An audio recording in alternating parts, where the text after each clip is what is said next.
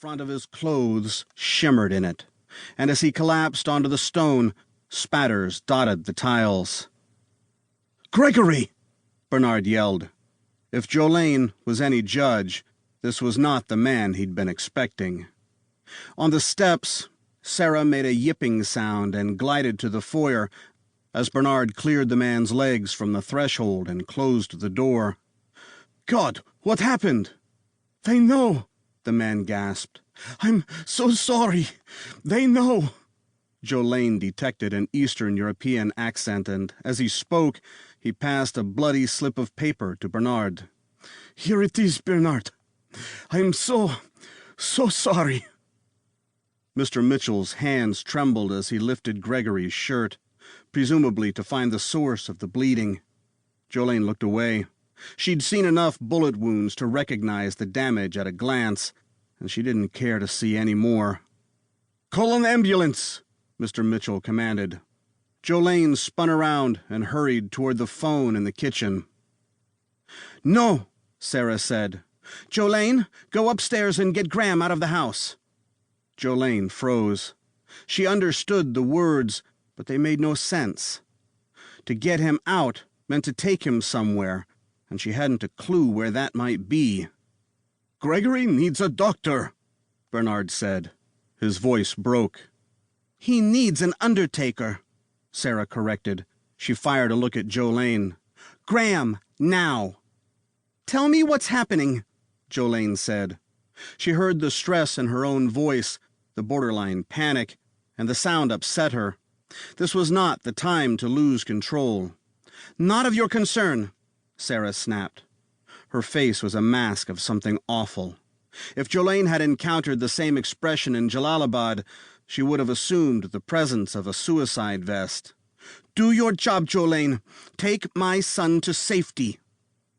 Jolene wanted to ask for more details, but realized that they were irrelevant, at least for now. Everything about this screamed urgency of the highest order. Graham had to be roused and dressed. That was step one, and given his personality, it was a big step. Step 2 and beyond were for later. The man on the floor was doomed. Of that, Sarah was correct. His skin looked like gray construction paper with hints of blue around his nose and mouth. As Jolene passed him on her way to the stairs, she made a point of not stepping on the blood. She was living in a nightmare. The nightmare. This was what she'd been hired to do, and this was why they ran all their emergency drills, though Bernard had never said why. And Jolene had always sensed that it was all about an overinflated sense of self-worth. She'd never really bought into any of it. Her job was to protect Graham, while at the same time never cluing him into the fact that he needed protection. She had a hard time believing that he'd never caught a glimpse of her weapon as she drove him to and from school, or wondered why he needed an au pair at his age. But he'd never said anything, at least not to her, so she'd assumed him to be as clueless as he pretended to be. He had a hell of a surprise in store. First, she had to haul his skinny, cranky ass out of bed and get him dressed. The silver light of the television disappeared from under Graham's door as Jolene approached. It was, she knew, anything but a coincidence, and she wasn't the least bit surprised to see him sprawled on his stomach, feigning sleep. She slapped the wall switch and right away missed the days of the incandescent light bulbs with their instantaneous illumination.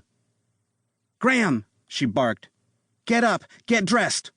He made a grumbling sound, and Jolene realized that she'd misplayed her hand. If she'd ordered him to go to sleep, he'd have leaped out of bed. She didn't have time for this.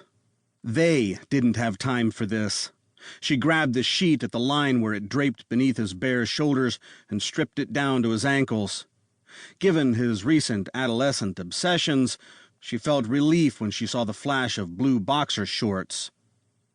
"Hey!" He whirled to face her. "What the hell?